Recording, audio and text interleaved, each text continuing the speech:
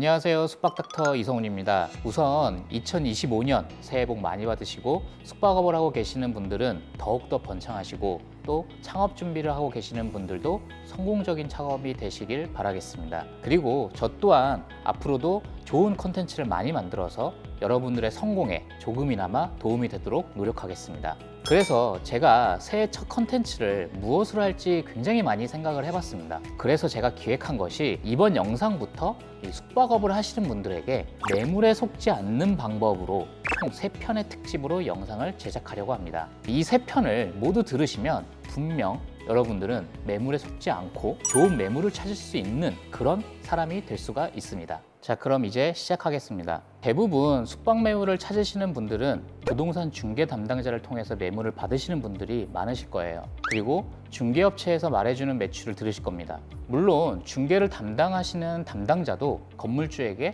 매출 정보를 받고 여러분들께 말씀을 해주시는 걸 거예요. 그렇다면 우리는 그 정보가 맞는지 아닌지를 좀 검증을 해봐야 되지 않겠습니까?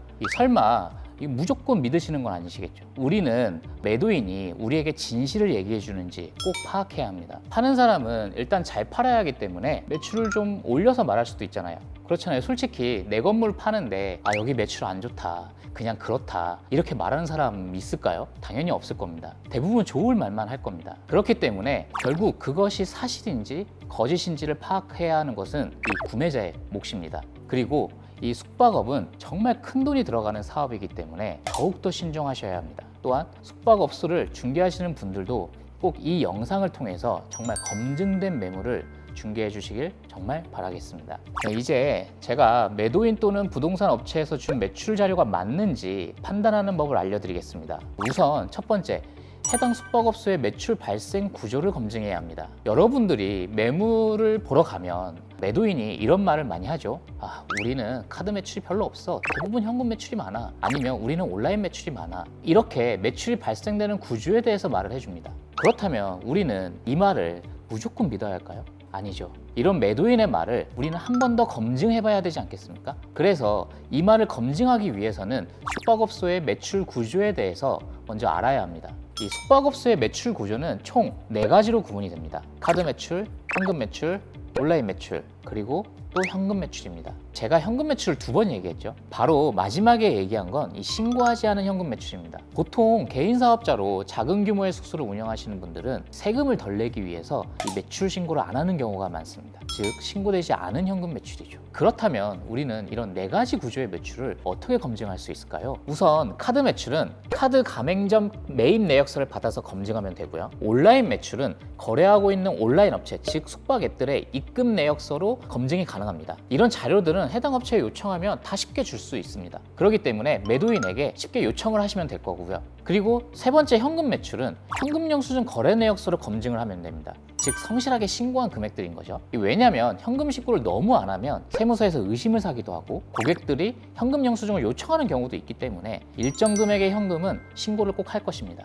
여기까지는 대부분 아는 내용일 수도 있습니다. 하지만 이제 마지막으로 4번째, 신고하지 않은 현금 매출을 검증하는 방법입니다. 신고하지 않은 현금 매출은 어떠한 증빙 자료가 없는 매출이기 때문에 정확하게 검증하기가 굉장히 어렵습니다. 그래서 매도인들이 이 부분에 매출을 뻥튀기를 많이 하세요. 하지만 저희 구독자분들은 제가 이제부터 알려드리는 방법을 사용해 보시면서 어느 정도는 검증을 하실 수 있을 것입니다. 여러분, 요즘 현금 매출 많으신가요? 이 숙박앱 시장이 커지고 그리고 고객들이 젊어지면서 이 온라인으로 예약하는 고객들이 굉장히 높아진 건 다들 아시죠?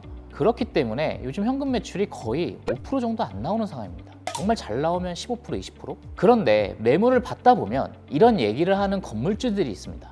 우리는 현금 매출이 많아서 한 달 매출이 이 정도 나와 라고요. 이게 정말 맞는 말이면 다행인데 이 아닌 경우에는 보통 매출을 뻥튀기 하기 위해서 이 신고하지 않은 현금 매출이 많다고 말을 합니다. 그런데 우리는 이 부분을 확인하기가 어렵습니다. 왜냐하면 신고를 하지 않기 때문에 증빙할 수 있는 자료가 너무 없어요. 그래서 장부를 요청을 하면 없다고 하거나 아니면 엑셀로 된 자료를 줍니다. 그런데 솔직히 그 엑셀 자료 얼마든지 수정 가능하고 충분히 우리를 속일 수 있는 거 아닐까요? 그래도 혹시나 건물주의 말이 맞을 수도 있으니 무조건 의심하기보다는 그 업장의 상황을 파악해서 정말 현장 현금이 많은 곳인지 알아보면 됩니다.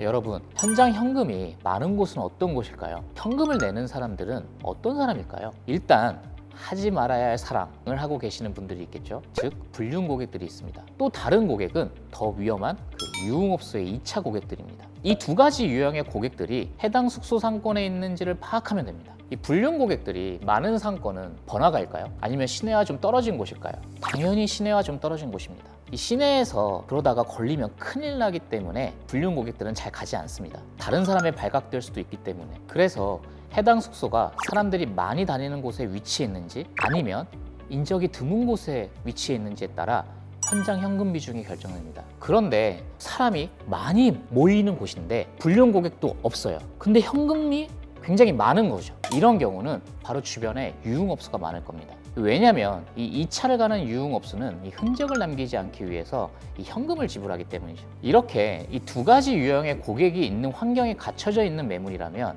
그 건물주의 말이 맞을 수도 있다는 것입니다. 이렇게 매도인이 얘기하는 매출 구조를 검증하는 것이 굉장히 중요한 작업입니다.